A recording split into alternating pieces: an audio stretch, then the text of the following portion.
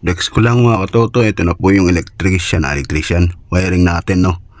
Dating meron dyang ceiling fan. Tapos doon may ilaw. Tinanggal na po natin yan. Yan. Inigyan po natin ng ilaw. Yan. Tapos extension. Nandito po yung control niyan mga katoto. Yan. Dati siyang ceiling fan. Tinanggal na po natin yung controller. Tapos ito yung binuhay natin yung ilaw. Tingin ko yan. Ano ka nyo? Dito naman sa baba. Ito yung dating saksakan niya. Tapos nag-extend tayo para dun sa pwede nilang gawing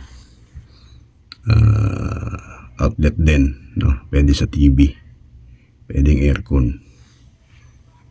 Tapos dito sa baba, ito po yung pinagkabala natin, nagtinik-tik natin yan na single na outlet.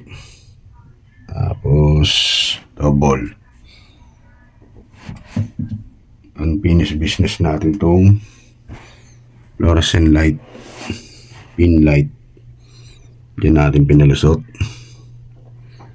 Tapos ito, ang kanyang switch, hindi pa natin i-connect. Yan ang switch nan. Pag tinanggal natin yan, mawawala ng ilaw. Ito yung isa. Bali sa isang switch niya, dalawa na yung ma-off.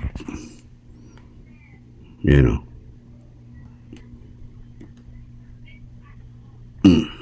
Ito nyo. Pag dinikit, okay, live. Ganyan po siya.